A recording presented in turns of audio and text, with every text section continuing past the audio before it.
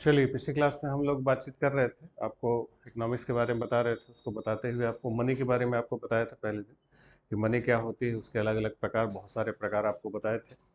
फिर इस मनी की सप्लाई के बारे में आपको बताया था कि इसकी जो आपूर्ति है, ब्रॉड मनी और नैरो मनी के कॉन्सेप्ट में आपको समझाया था कि जो पहले जब बताया था कि डिपॉजिट क्या होती है, एक डिमांड डिपॉजिट होती है और एक टर्म डिपॉजिट।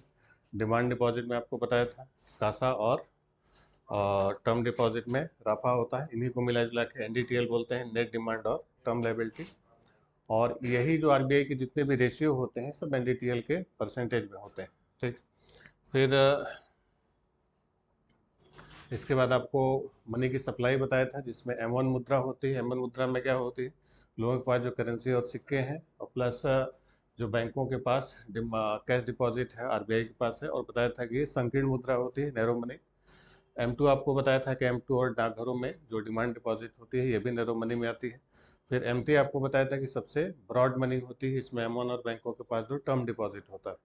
और तीसरा बताया था M4 प्लस M4 में M3 और डाकघरों में जो कुल जमा होती है डिमांड डिपॉजिट को लेकर। तो इसमें बताया था कि सबसे ज़्यादा नैरो कौन सी होती है, M1, और सबसे ब्रॉड कौन सी होती है, M3। हालांकि इन दोनों को ही ब्रॉड कह सकते हैं, इन दोनों को नैरो कह सकते हैं। फिर इसके बाद आपको इन्फ्लेशन डिफ्लेशन समझाया था कि इन्फ्लेशन क्या होता है कि जब आपके पास पैसा ज़्यादा आता है तो आप क्या करते हैं, डिमांड बढ़ाते हैं, जिससे कीमतों में बढ़ोतरी होती है, जिससे मुद्रा का मूल्य क्या हो जाता है, कम हो जाता है। तो जो उधार लेने वाले हैं उनको क्या होता है, फ़ायदा होता है, और जो उधार देने वाले हैं उनको नुकसान हो जाता है। तो इस केस में आपको बताया था कई सारे कंडीशन कि जब बैंक से आप उधार लिए रहेंगे तो इन्फ्लेशन कंडीशन में आप फ़ायदे में रहेंगे, बैंक को क्या होगा, नुकसान होगा। और जबकि डिफ्लेशन कंडीशन में इसका जस्ट उल्टा हो जाता है। और इसी इन्फ्लेशन डिफ्लेशन को समझाते हुए आपको ब्याज के बारे में बताया था, इंटरेस्ट, और बताया था कि ब्याज क्या होता है। ब्याज को बताया था ब्याज क्या होता है, तरलता परित्याग। आपको बताया था कि जो लिक्विडिटी को सेक्रीफाई की जाती है उसी का पुरस्कार मिलता है, उसी क्या कहा जाता है, ब्याज। और बताया था कि यही ब्याज यानी इंटरेस्ट हमारे पूरे बैंकिंग सिस्टम का बेस बनता है, और इसका सीधे सीधे रिलेशन किससे होता है, इन्फ्लेशन से होता है। बताया था कि आरबीआई हर हाल में कोशिश करती है कि इन्फ्लेशन को कंट्रोल में रखें, मुद्रास्फीति को नियंत्रित रखें, क्योंकि नहीं कंट्रोल में रखेंगे तो मनी की वैल्यू क्या हो जाती है, कम हो जाती है। आपको बताया था एग्जाम्पल जिम्बाब्वे का उदाहरण या वेनेजुएला अफगानिस्तान का उदाहरण की बहुत ज़्यादा सप्लाई भर दी गई तो वैल्यू क्या हो गई, कम हो गई। तो उसे मेंटेन भी रखना होता है। तो इसलिए इन्फ्लेशन को वो क्या करते हैं, कंट्रोल में करते हैं, नियंत्रित रखते हैं। नहीं कंट्रोल हो पाता, अगर बढ़ रहा है तो फिर ब्याज दरों को क्या करते हैं, बढ़ा देते हैं, इंटरेस्ट बढ़ा दिया जाता है। तो ब्याज और इन्फ्लेशन में आपको बताया था बिल्कुल सीधा सीधा रिलेशन होता है कि अगर इन्फ्लेशन ज़्यादा होगा तो ब्याज दरों को भी क्या करेंगे, बढ़ा देंगे। इन्फ्लेशन कम होगा तो ब्याज दरों को घटा देंगे। इसका एग्जांपल आपको दिया था, सोने का उदाहरण लेके आपको समझाया था कि अगर ब्याज ज़्यादा हो गया तो आपको क्या होगा, नुकसान। अरे इन्फ्लेशन ज़्यादा हो गया ब्याज से तो फिर सबसे ज़्यादा नुकसान किसका होता है, बैंकों का नुकसान हो जाता है। ठीक। इसके बाद अलग अलग टाइप्स ऑफ इन्फ्लेशन आपको बताया था, मुद्रास्फीति के कई सारे प्रकार बताया था, जिसमें एक बताया था रेंगती हुई, क्रीपिंग। तो रेंगती हुई इन्फ्लेशन कितने परसेंट के बीच में होती है, 3% तक होती है, तो उसको रेंगती हुई मुद्रास्फीति कहते हैं। फिर दूसरा चलती हुई आपको बताया 3 से 6% तक। दौड़ते हुए आपको बताया 10 से 20% के आसपास जाती है। फिर कूदती हुई गैलोपिंग 20 से 100% तक। और इसके बाद आ जाता है हाइपर इन्फ्लेशन, अतिस्फीति बोलते हैं, कि जो बहुत रेयर होता है, उसमें जो परसेंटेज होता है वो 3 डिजिट तक पहुंच जाता है, जैसा जिम्बाब्वे, वेनेजुएला या अफगानिस्तान का उदाहरण दिया था, सेकेंड वर्ल्ड वार के समय जर्मनी का उदाहरण आपको दिया था। ठीक। अब इसके अलावा एक दो और इन्फ्लेशन होता है, जैसे लिख लीजिए, लिखिए जैसे डिमांड पुल इन्फ्लेशन, मांग प्रेरित स्थिति। डिमांड पुल इन्फ्लेशन, मांग प्रेरित, डिमांड पुल, मांग प्रेरित मुद्रास्फीति। तो डिमांड पुल इन्फ्लेशन में क्या होता है कि जब ऐसा इन्फ्लेशन कि जब कीमतों में सेवाओं की मांग, यानी जो वस्तुओं और सेवाओं की मांग बढ़ जाए, जबकि सप्लाई क्या रहे, कम रहे। पता चला पूर्ति कम है और डिमांड क्या हो गई, बढ़ गई। जब डिमांड बढ़ गई तो कीमतें क्या हो जाएंगी, पता, तो डिमांड ज़्यादा तो प्राइस ज़्यादा, तो कीमतें बढ़ जाएंगी, तो इन्फ्लेशन क्या हो जाएगी, बढ़ जाएगी। लिख लीजिए इसमें एक लाइन कि जब चालू कीमतों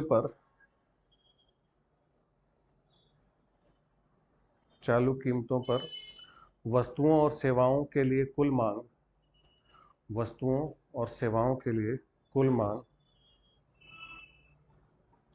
मांग इसकी कुल आपूर्ति की तुलना में अधिक हो जाती है। इसकी कुल आपूर्ति की तुलना में अधिक हो जाती है। तो जब कुल मांग इसकी आपूर्ति की तुलना में क्या हो जाती है? अधिक हो जाती है।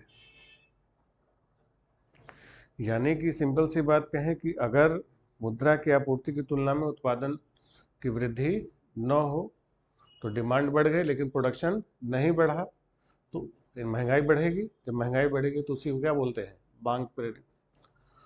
दूसरा होता है लागत प्रेरित यानी कॉस्ट पुल लिख लीजिए, लागत प्रेरित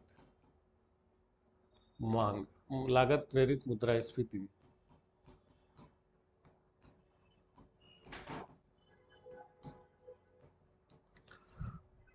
कॉस्ट पुल जिसको बोलते हैं। तो लागत प्रेरित क्या होता है कि लागत प्रेरित में क्या होता है कि जब वस्तुओं और सेवाओं की कीमतों में वृद्धि हो जाए, प्राइसेस में वृद्धि हो जाए तो लागत क्या हो जाएगी? बढ़ जाएगी। जब लागत बढ़ जाएगी तो फिर मुद्रास्फीति भी क्या हो जाएगी? बढ़ जाएगी। लिख लीजिए।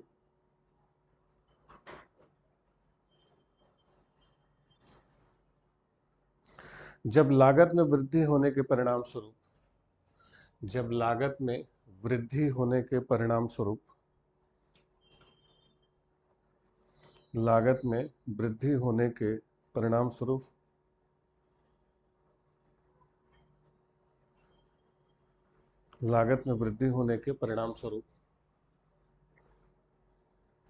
कीमतों में वृद्धि होने लगती है। यानी कॉस्ट बढ़ गई तो प्राइसेस क्या हो जाए? भाई मजदूरी बढ़ गई। जैसे कृषि में आपको बताया कि मनरेगा जैसी योजनाएं आई तो उसके कारण कृषि की मजदूरी क्या हो गई? बढ़ गई। जब मजदूरी बढ़ गई तो लागत क्या हो गई? बढ़ गई। तो फिर जब कृषि के प्रोडक्ट के दाम बढ़ेंगे तो बाकी चीज़ों के दाम रिलेटिवली क्या होते चले जाएंगे? बढ़ते चले जाएंगे। तो वैसे मुद्रास्फीति क्या होगी? लागत प्रेरित होगी, कॉस्टफुल होगी। इसके अलावा एक बोलते हैं स्टैगफ्लेशन। लिख लीजिए, स्टैगफ्लेशन।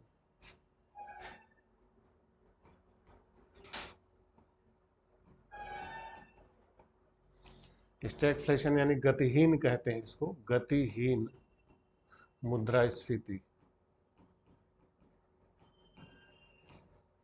स्टैगफ्लेशन, गतिहीन मुद्रास्फीति।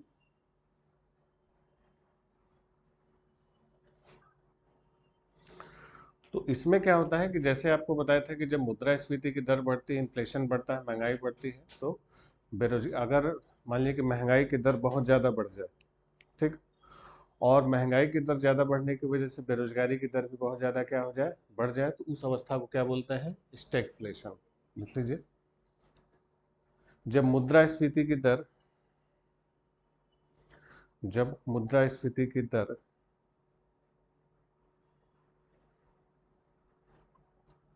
मुद्रास्फीति की दर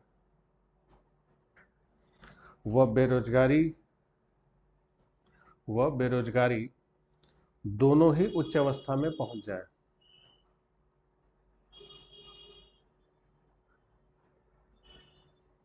दोनों ही क्या हो जाए? उच्च अवस्था में पहुंच जाए,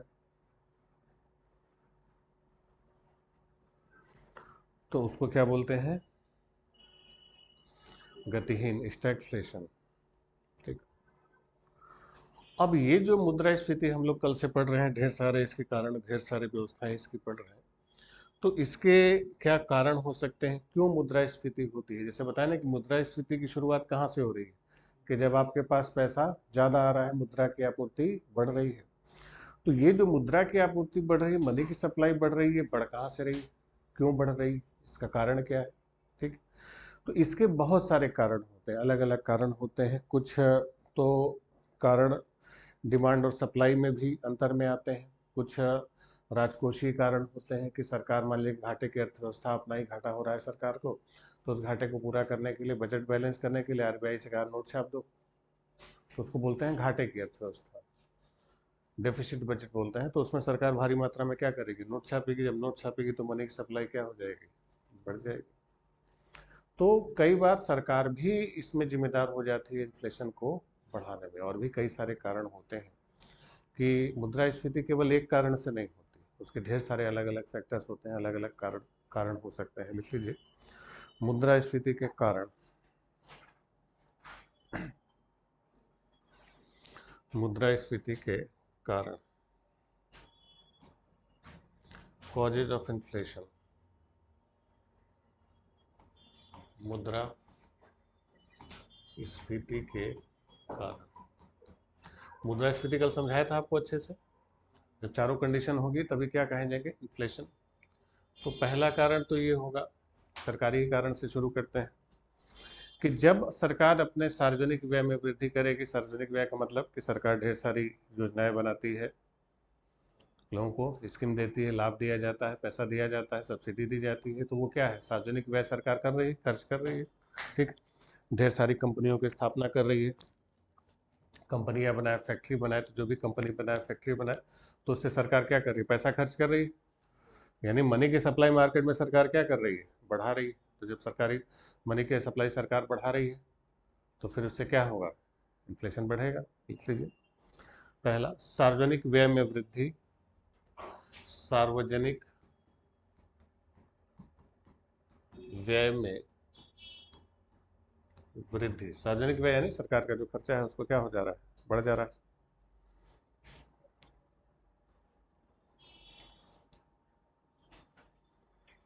ठीक,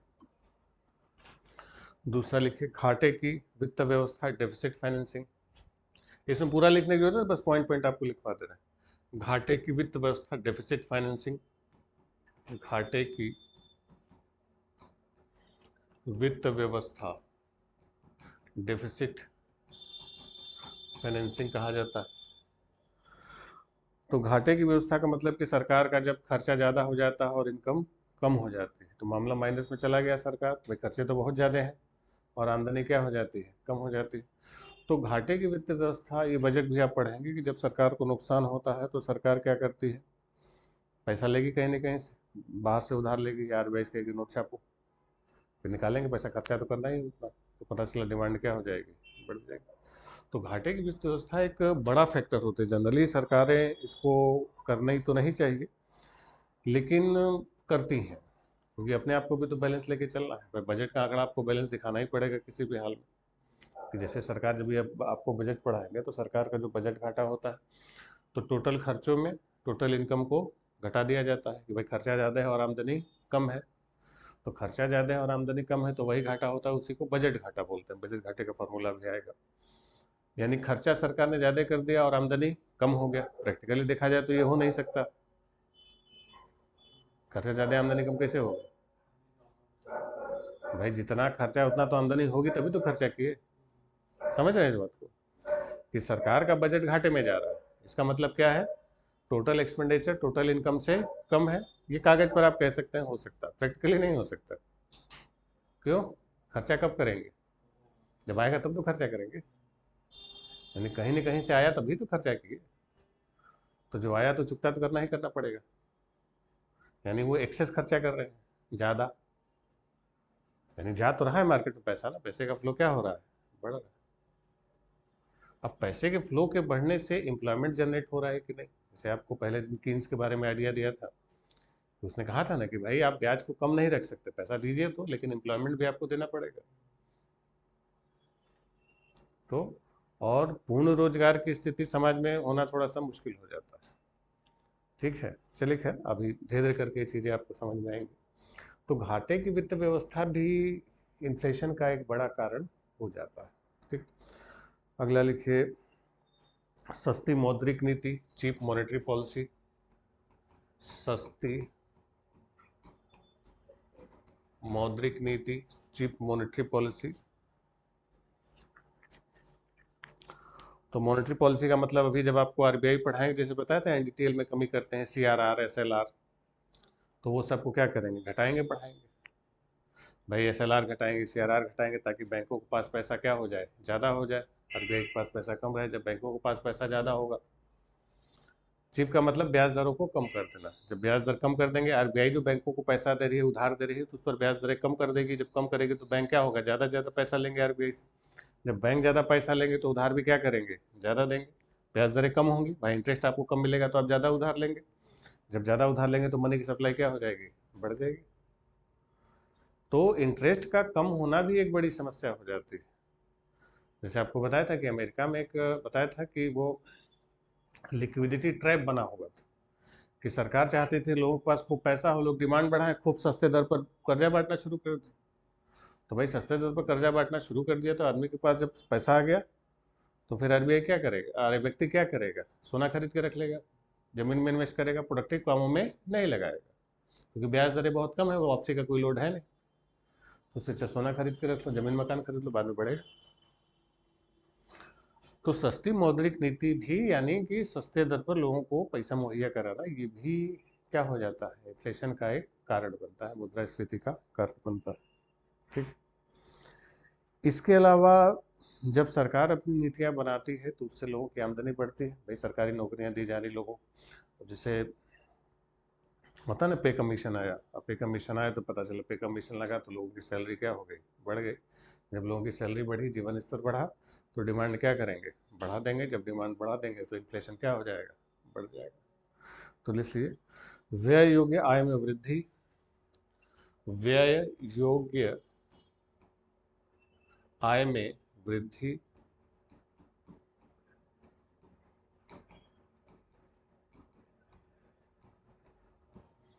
यानी लोग खर्चा क्या कर रहे हैं, बढ़ा रहे हैं। तो लोग प्रदर्शन करते हैं ना कि हमारी इनकम बढ़ गई तो बढ़िया बढ़िया गाड़ियाँ खरीदेंगे, अच्छे अच्छे कपड़े खरीदेंगे, बढ़िया बढ़िया मोबाइल सेट खरीदेंगे, तो फिर इससे बाकी लोगों पर असर होगा। पड़ोसी बढ़िया गाड़ी खरीदा तो दूसरा वाला खरीदेगा, आपने बढ़िया वाला मोबाइल खरीदा तो दूसरा वाला खरीदेगा, धीरे धीरे करके डिमांड बढ़ती चली जाती है। ठीक। और भी कई सारे कारण होते हैं, ब्लैक मनी, काला धन। काला धन आपको बताया था क्या होता है, कि सरकार से इनकम छुपा के रखा जाए, जो कर योग्य न हो, कर न दिया गया हो, छुपा के रखा जाता है। अब छुपा के रखेंगे तो उसको कोई ढंग का काम तो कर नहीं पाएंगे, तो उससे वही कि विलासतापूर्वक चीज़ें खरीदेंगे, उस पर खर्च करेंगे, तो जब फालतू के खर्च करेंगे तो अनावश्यक रूप से इन्फ्लेशन क्या हो जाएगा, बढ़ जाएगा। तो काला धन भी मुद्रास्फीति का एक क्या होता है, बड़ा कारण होता है, कि लोगों के पास अघोषित, भाई टैक्स देना नहीं है सरकार को, और सही जगह उसको खर्च कर नहीं सकते क्योंकि बताया नहीं है कि पैसा आया कहाँ से, तो फिर गलत जगह खर्चा होगा, विलासतापूर्वक कार्यों में लोग उल्टा सीधा खर्चा करेंगे, हीरे की अंगूठी पहनेंगे, महंगे महंगे मोबाइल खरीदेंगे बिना मतलब। ठीक। चलिए, इसके अलावा निवेश में वृद्धि, छठवां लिखे, इंक्रीज इन इन्वेस्टमेंट, निवेश में वृद्धि,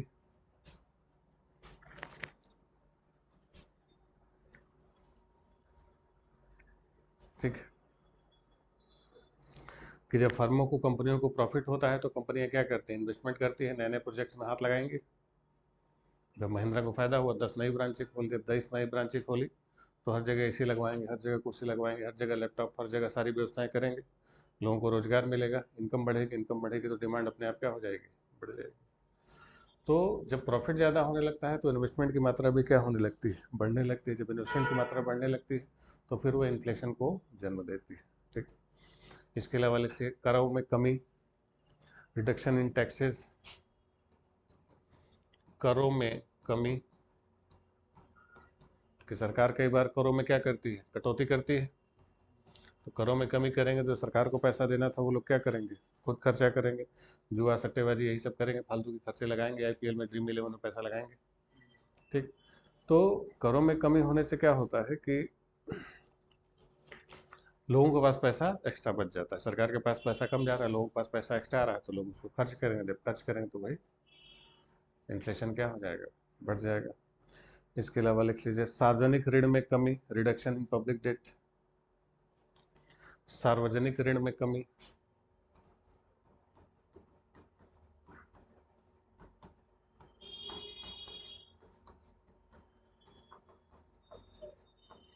पहले से सरकार क्या करती थी, पब्लिक डेट लेती थी। सार्वजनिक ऋण का मतलब होता है कि सरकार लोगों से पैसा लेती थी, जैसे बताया ना कि किसान विकास पत्र, तो इंदिरा विकास पत्र, तो कागज पर लिख के दे दिया कि भाई आपको हम 10,000 रुपया का ये कागज लिखा हुआ है, कि आप हमको दीजिए, 8 साल बाद इसका हम कितना दे देंगे, 20,000 दे देंगे। तो पब्लिक के पास क्या गया, कागज का टुकड़ा, पब्लिक का पैसा किसके पास आ गया, सरकार के पास आ गया। तो लोग उस पैसे को खर्च करने के बजाय आप कागज का टुकड़ा तो खर्चा करेंगे नहीं, उसको दबा के रखे रहेंगे। समझ रहे हैं? तो ये सब चीजें जब ज्यादा आएंगी तो इन्फ्लेशन कम होगा। और सरकार अगर लोगों से पैसा नहीं लेगी तो ये 10,000 रुपया लोगों के पास ही रहा, अब लोग आपके जेब में पैसा है तो फिर आप क्या करेंगे? खर्च करेंगे। समझ गए? तो ये जो बॉन्ड्स इशू किए जाते थे सरकार को, ये सब दिए जाते थे, तो ये इसीलिए होता था कि सरकार जनता से पैसा ले लेती थी कि ज़्यादा खर्चा मत कीजिए, हमको दे दीजिए, हम आपको 10 साल बाद 20 साल में 10 साल तक तो रुका रहेगा वो। तो वो अब वो कौन सा पैसा होता है? वो एक्स्ट्रा पैसा होता है। भाई लोग कौन सा पैसा देते हैं? एक्स्ट्रा होता है जिसका अभी 2-3 साल में कोई नियर में काम नहीं है। यही ना लोग इंदिरा विकास पत्र, किसान विकास पत्र लोग पहले खरीदा करते थे, हमारे यहाँ भी लोग खरीदते। तो भाई एक्स्ट्रा पैसा है, चलो उधार दे देते हैं। तो अगर नहीं देते तो क्या करते? खर्च ही कर देते। जब खर्च कर देते तो इन्फ्लेशन में क्या हो जाता? बढ़ोतरी हो जाती। तो सरकार जब सार्वजनिक ऋण में कमी करेगी, यानी सरकार लोगों से पैसा लेना कम करेगी, तो फिर इन्फ्लेशन बढ़ेगा। इसके अलावा लिख लीजिए जनसंख्या में वृद्धि, इंक्रीज इन पॉपुलेशन। जनसंख्या में वृद्धि, रैपिड ग्रोथ इन पॉपुलेशन। तो जब जनसंख्या में वृद्धि होगी तो जाहिर सी बात है पॉपुलेशन में, माल्थस का एक सिद्धांत था कि माल्थस कहता है ना कि पॉपुलेशन जिस हिसाब से बढ़ती है संसाधन उस हिसाब से नहीं बढ़ते हैं। लेकिन होता क्या है कि पॉपुलेशन की प्रोडक्टिविटी ज़्यादा होती है। इंसान केवल पेट लेके पैदा नहीं होता, हाथ पैर भी लेके पैदा होता है। वो कुछ काम करेगा, प्रोडक्टिविटी करेगा, उत्पादन करेगा। तो जब ज़्यादा संख्या होगी तो उत्पादन भी ज़्यादा होगा और डिमांड भी क्या होगी? ज़्यादा होगी। जैसे 1947 में भारत जब आज़ाद हुआ था तो उस समय 40 करोड़ के आसपास आबादी थी। 40 करोड़ आबादी थी इसी देश में, और आधी आबादी को खाने के लिए भोजन नहीं था, तन रखने के लिए कपड़ा नहीं हुआ करता था। आज 1 अरब 40 करोड़ आबादी, सब लोग ठीक ठाक खा रहे हैं, ठीक ठाक पहन रहे हैं। यानी जो 100 करोड़ लोग बढ़े तो ऐसा थोड़ी था खाली पेट लेके बढ़े। प्रोडक्टिविटी भी क्या हुई? बढ़ी। केवल पेट लेके पैदा थोड़े हुए थे, हाथ पैर भी चला रहे थे। तो उससे डिमांड भी क्या होगी? बढ़ेगी, उत्पादन भी बढ़ेगा। तो अधिक जनसंख्या में वृद्धि भी इन्फ्लेशन का क्या बनता है? कारण बनता है। क्योंकि इससे डिमांड क्या होगी? डिमांड पुल होगा, डिमांड जनरेट होगी। पॉपुलेशन ज़्यादा है, डिमांड क्या होगी? जनरेट होगी। ठीक, चलिए अगला लिख लीजिए 10वां, निर्यात में वृद्धि, इंक्रीज इन एक्सपोर्ट। निर्यात में वृद्धि, इंक्रीज इन एक्सपोर्ट।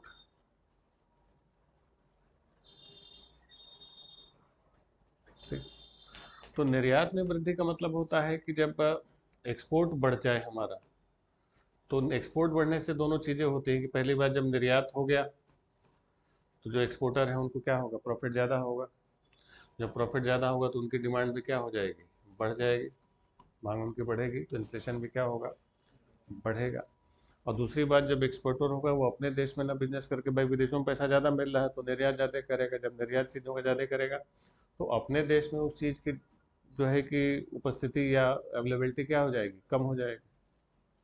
तो उसकी कीमत क्या हो जाएगी? बढ़ जाएगी। जब सप्लाई कम हो गया तो कीमत बढ़ जाती है। तो इसमें दोनों फैक्टर होते हैं, एक तो इनकम जनरेट होती है और दूसरे सामान बाहर निर्यात करने से यहाँ पर उसकी कमी हो जाती है जिससे उसकी कीमत बढ़ जाती है।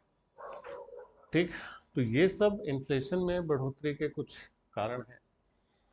और भी कई सारे कारण होते हैं, और भाई कई सारे कारण मतलब थोड़ा सा घुमा फिरा के होते हैं। घुमा फिरा के मतलब ये तो सीधे सीधे कारण होते हैं। कुछ घुमा फिरा के कारण होने का मतलब कि पहली बात कि सप्लाई पक्ष में भी कुछ समस्याएं आती हैं जिससे इन्फ्लेशन बढ़ जाता है। जैसे लिखिए उत्पादन में कमी, लेस प्रोडक्शन।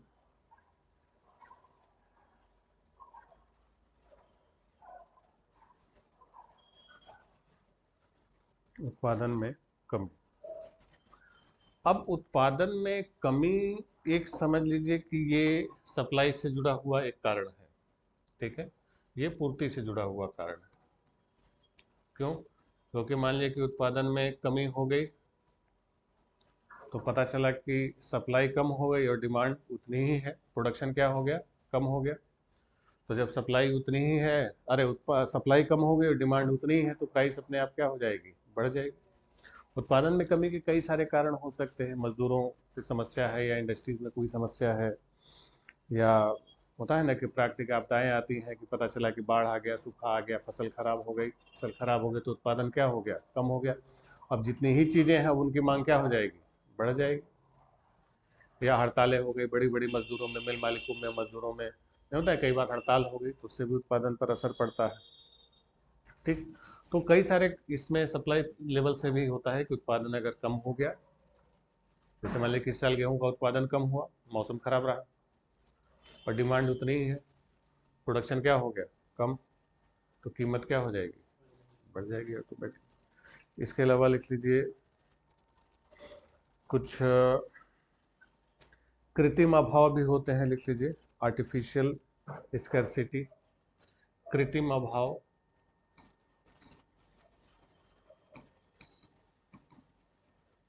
कृत्रिम अभाव का मतलब होता है कि आर्टिफिशियली, कि जैसे आपने सुना होगा कि पहले होती थी जमाखोरी, कि पता चला कि अनाज हुआ, अनाज इकट्ठा करके सप्लाई देने के बजाय उसको स्टोरेज में भर लिया। अब स्टोरेज में भर लिया, मार्केट में अनाज की क्या हो गई, कमी हो गई। जब कमी हो गई तो फिर कीमत, डिमांड बढ़ जाएगी, डिमांड बढ़ गई, कीमत बढ़ गई, तो फिर धीरे धीरे करके उसको क्या करते हैं, रिलीज करते हैं। तो इस पर सरकार रोक लगाती है कि भाई जमाखोरी एक लिमिट से ज़्यादा नहीं हो सकती। ये दरअसल जैसे जब प्याज की कीमतें बढ़ती हैं, प्याज हुआ, दालें हुई, दालों की कीमतें बहुत तेज बढ़ती हैं, तेल हुआ, ये समय बहुत ज़्यादा जमाखोरी होती थी पहले, अभी भी होती है। जैसे पहले होता था कंट्रोल पे सरकार मिट्टी का तेल और चीनी वगैरह देती थी, फिर बाद में इसकी जमाखोरी शुरू हो गई तो इस पर बहुत सारे कानून बनाए गए, लेकिन अभी भी करते हैं थोड़ा बहुत। और अब जनरली आप देखेंगे ज़्यादातर जब प्याज व्याज कभी अचानक से नहीं महंगा हो गया, दाल वगैरह महंगा हो गया, सब्जियां कभी कभी नहीं कुछ बहुत ज़्यादा उछाल मार देती है, टमाटर कभी कभी रुला देता है, तो वो सब जमाखोरी का एक कृत्रिम ये असर होता है कि वो जब सप्लाई देनी हो तो न दे के क्या कर देंगे, रोक देंगे। स्टोर करके रख लिया, स्टोरेज सबके पास, बड़े बड़े व्यापारी हैं, बड़े बड़े स्टोरेज बड़े हुए, रोक लिया। तो मार्केट में डिमांड बढ़ने लगी, सप्लाई आ ही नहीं रहा है प्याज की, टमाटर की, जिसकी भी डिमांड बढ़ानी, कीमत बढ़ानी, सप्लाई रोक दिए, मार्केट में डिमांड बढ़ी, अब फिर धीरे धीरे करके उसको कम कम निकालेंगे, कम कम निकालेंगे, क्योंकि कीमतें क्या रहे, बनी रहे। तो कुछ समय तक जमाखोरी से भी आर्टिफिशियली ये होता है, हालांकि सरकारें कोशिश करती हैं लेकिन हो नहीं पाता। इसके अलावा खाद्यान्न में कमी, लिख लीजिए खाद्यान्न में कमी, कि कई बार खाद्यान्नों का उत्पादन ही क्या हो जाता है, कम हो जाता है। सब मेन चीज़ तो यही है, तो इससे भी इन्फ्लेशन में बहुत सारे कारण होते हैं। नेचुरल कैलेमिटीज, प्राकृतिक आपदा, बाढ़, सूखा, ये सब समय समय पर आता रहता है, तो खास तौर पर सबसे ज़्यादा प्रभाव किस पर पड़ता है, कृषि पर पड़ता है। तो जब कृषि ही गड़बड़ हो जाए तो फिर, इसके अलावा कुछ अंतर्राष्ट्रीय कारण भी होते हैं, लिख लीजिए इंटरनेशनल फैक्टर्स, अंतर्राष्ट्रीय कारण।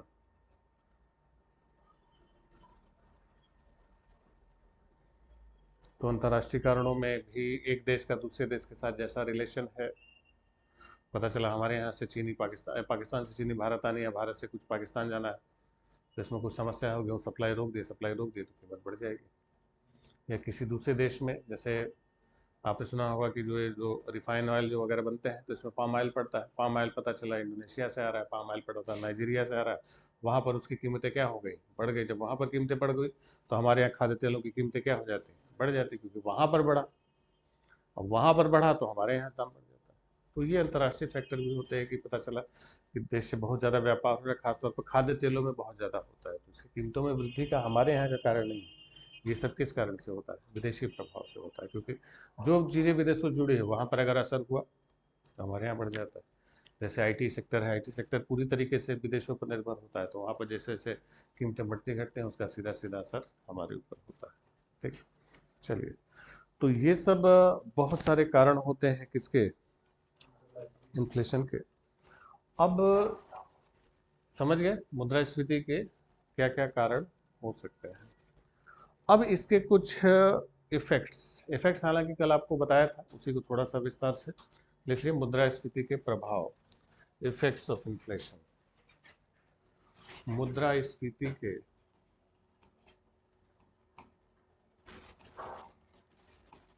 प्रभाव, बताइए।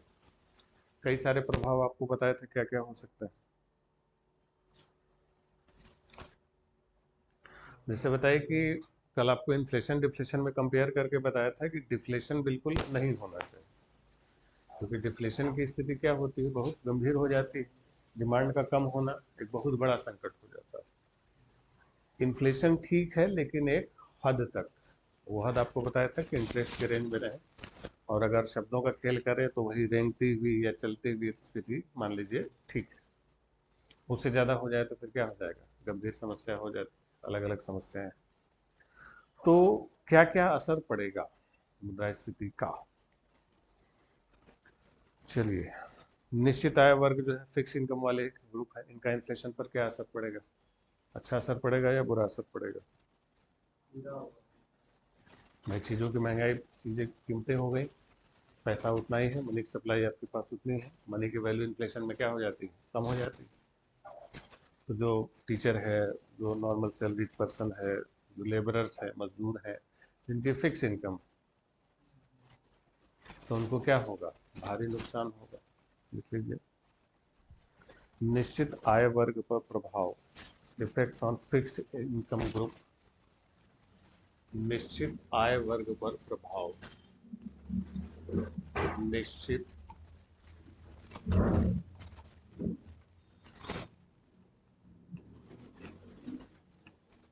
आय वर्ग पर प्रभाव, बताइए क्या होगा? तो इनको परेशानी होगी, अच्छा रहेगा? तो लिख लीजिए, इनको क्या होगी, हानि होगी, नुकसान होगा, क्योंकि कीमतें बढ़ जाएंगी, पैसा उतना ही है, तो फिर मनी की वैल्यू फाइनली क्या हो जाती है, घट जाती है, और उनको क्या होगा, लॉस होगा।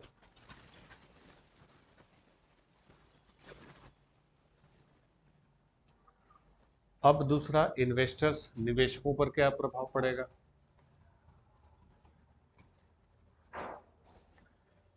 निवेशकों पर क्या प्रभाव पड़ेगा, जो इन्वेस्टर्स हैं, जिन्होंने मार्केट में इन्वेस्ट किया। अब देखिए, इन्वेस्टर्स दो तरीके के होते हैं। एक इन्वेस्टर होते हैं कि जो फिक्स इनकम के लिए डिबेंचर्स वगैरह खरीदते हैं, तो दूसरे होते हैं शेयर वाले। शेयर में क्या होता है कि जितना शेयर बढ़ेगा उतना आपको प्रॉफिट होगा, और डिबेंचर में क्या है कि ऋण पत्र होता है कि जैसे कंपनी ने आपने 100 रुपये का डिबेंचर दिया, आपको 100 रुपये का डिबेंचर दिया, और बोला कि हर साल आपको हम इस 100 रुपये पर 10 रुपया क्या करेंगे, देते रहेंगे। तो वो फिक्स होता है, एक तरीके से कंपनी ने आपसे कर्जा लिया और कंपनी आपको क्या देगी, ब्याज देगी। तो इसको क्या बोलते हैं, डिबेंचर। तो जो डिबेंचर खरीदा है इन्वेस्टर, उसको क्या होगा, नुकसान हो जाएगा, और जो शेयर खरीदा उसको क्या होगा, फायदा होगा, जैसे जैसे बढ़ता जा रहा है वैसे वैसे उसको प्रॉफिट होगा। तो इन्वेस्टर्स में दोनों तरीके से होगा, लिख लीजिए। लिखिए, वे निवेशक जिन्होंने शेयर खरीदे हैं, वे निवेशक जिन्होंने शेयर्स खरीदे हैं, उनको क्या होगा, प्रॉफिट होगा।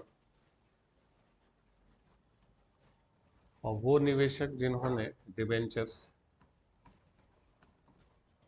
यानी हिंदी में बोलते हैं ऋण पत्र, डिबेंचर यानी ऋण पत्र, या बॉन्ड वगैरह को भी नुकसान होता है, बॉन्ड, एलआईसी का बॉन्ड लिया तो एलआईसी का कि 20 साल बाद आपको इतना देंगे, तब तक महंगाई बढ़ गई, जितना मिला उतना नुकसान हो गया। तो इनको क्या होता है, नुकसान होता है, लॉस होता है। ठीक, यानी जो शेयर वाले हैं वो प्रॉफिट पे रहते हैं, और डिबेंचर वालों को क्या होता है, नुकसान होता है। चलिए, कल जो समझाया था, उधार लेने वाले, उधार देने वाले, ऋणी और ऋणदाता, ऋणी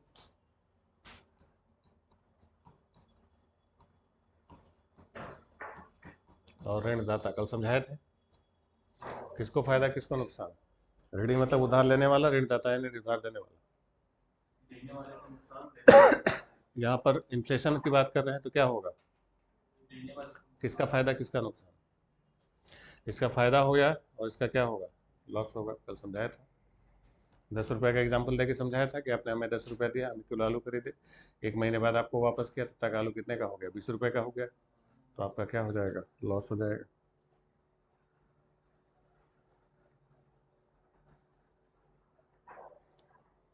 ठीक, चलिए, कृषि, किसानों पर क्या प्रभाव पड़ेगा, एग्रीकल्चर, कृषक, फार्मर्स। भाई कृषक उत्पादक वर्ग, इन्फ्लेशन आएगा तो चीज़ों के दाम बढ़ेंगे, दाम बढ़ेंगे तो उसको क्या होगा, फायदा होगा।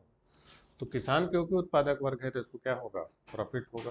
किसानों को क्या होगा, प्रॉफिट होगा, लाभ होगा, वो फायदे की स्थिति में जाएंगे।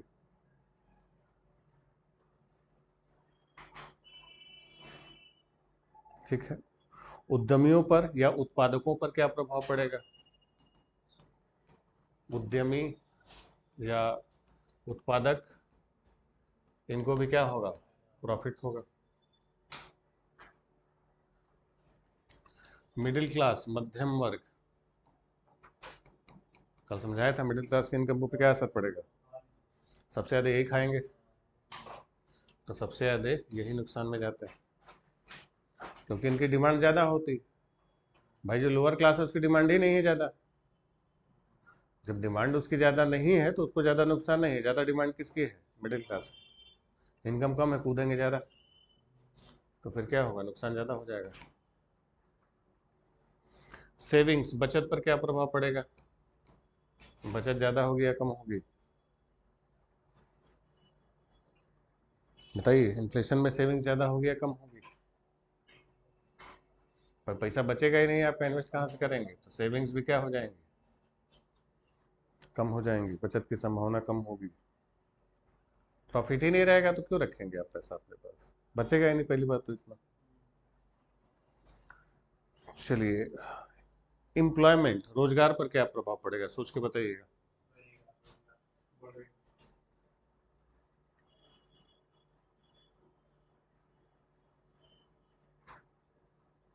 ठीक। तो इसमें देखिए, इसको अगर आप बहुत, अगर प्रारंभ में देखेंगे तो, शुरुआती दौर पर देखेंगे तो रोजगार में क्या होगी, वृद्धि होगी, क्योंकि जब डिमांड बढ़ेगी तो एम्प्लॉयमेंट भी बढ़ेगा। लेकिन इसमें भी लेकिन होता है, एक लिमिट तक, एक लिमिट में जहां पर पूर्ण रोजगार प्राप्त हुआ, ये पूर्ण रोजगार की स्थिति बोलते हैं, ऑप्टिमम, उसके बाद फिर ये घटने लगता है, क्योंकि जब पूर्ण रोजगार हो जाएगा यानी सबको रोजगार मिलेगा, तो फिर डिमांड बहुत ज़्यादा क्या हो जाएगी, बढ़ जाएगी, समझ रहे हैं। तो डिमांड बहुत ज़्यादा बढ़ने से स्थिति फिर हाइपर हो जाएगी, तो परफेक्ट एम्प्लॉयमेंट एक बड़ी गंभीर हो जाती है स्थिति कि ऑप्टिमम लेवल पर चला गया, सबको रोजगार मिल गया, तो फिर डिमांड बहुत ज़्यादा क्या हो जाएगी, बढ़ जाएगी, तो इन्फ्लेशन फिर 10%, 20%, 30%, फिर 100% की तरफ भागेगी, वो गंभीर स्थिति हो जाती है। तो एक लिमिट तक ही रोजगार बढ़ेगा, पूर्ण रोजगार के बाद फिर कमी आ जाएगी। इसमें चाहे तो लिख लीजिए, देखिए रोजगार को लाभ होगा,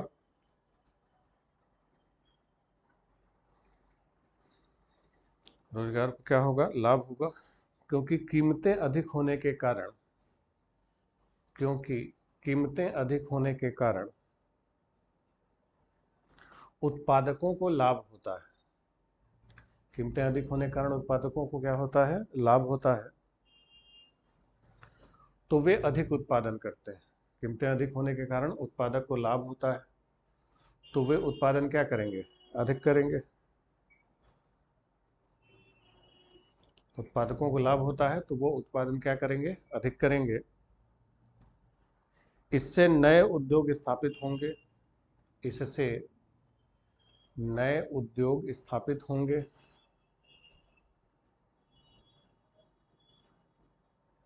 नए उद्योग क्या होंगे, स्थापित होंगे। परंतु परंतु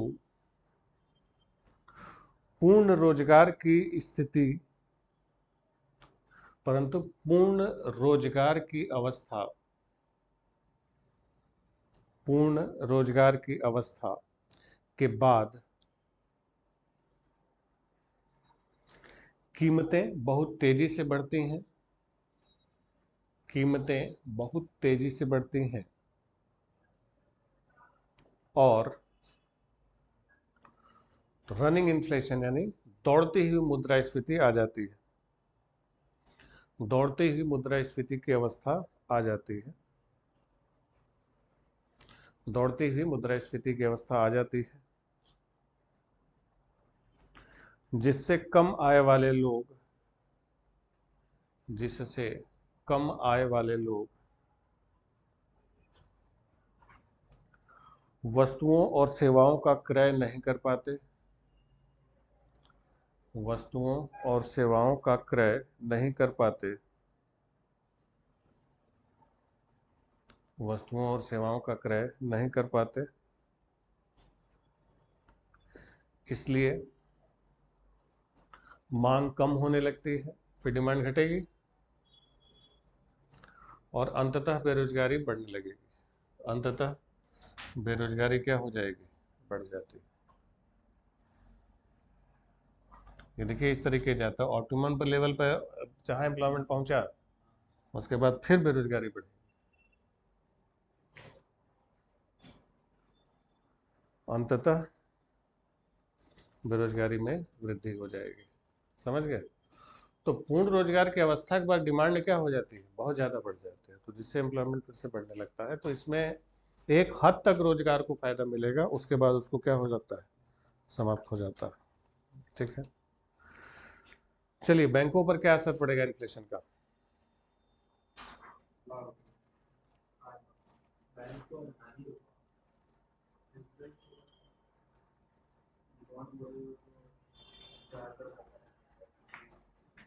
बैंक इन्फ्लेशन होगा तो इंटरेस्ट भी क्या होगा, ज़्यादा होगा।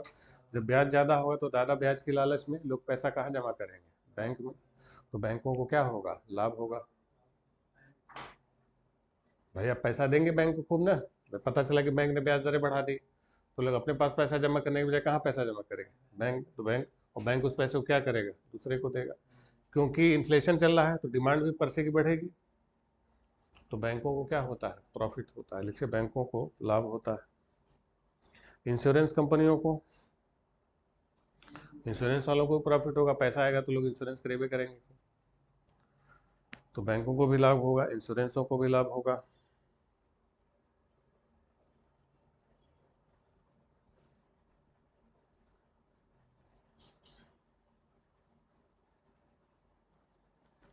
टैक्सेस, करों के मामले में क्या किया जाएगा, कर सरकार बढ़ाएगी या घटाएगी इन्फ्लेशन में।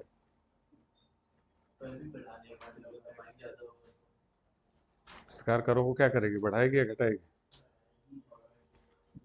क्योंकि इन्फ्लेशन है। तो इन्फ्लेशन में कीमतें क्या है, बहुत ज़्यादा है। भाई लोगों को सैलरी भी ज़्यादा देनी पड़ रही है, मनरेगा वालों को मजदूरी भी ज़्यादा देनी पड़ रही है, तो सरकार के खर्चे भी तो बढ़ जाते हैं सारी चीज़ों पर। जब सरकार के खर्चे बढ़ गए तो सरकार पैसा कहाँ से लाएगी, टैक्स बढ़ा देंगे। तो इन्फ्लेशन बढ़ेगा तो टैक्स भी सरकार क्या करेगी, बढ़ा देगी, इसलिए करों की मात्रा में वृद्धि हो जाएगी।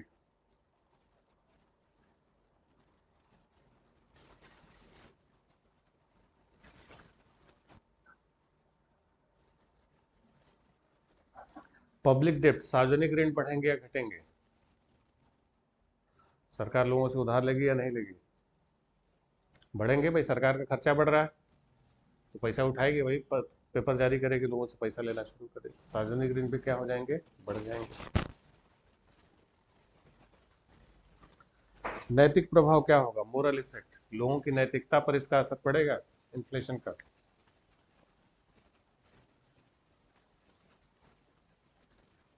ज्यादा मुनाफाखोरी होगी, बेईमानी होगी, तो नैतिकता पर बुरा असर पड़ेगा। लोग ज्यादा लाभ कमाने की कोशिशेंगे, लाभ कमाने के चक्कर में अनैतिक कृत्यों का सहारा लेंगे, तो नैतिकता क्या हो जाएगी, कम हो जाएगी। मुनाफाखोरी, जमाखोरी, मिलावट, ठीक है, ये सब क्या हो जाएंगे, बढ़ जाएंगे।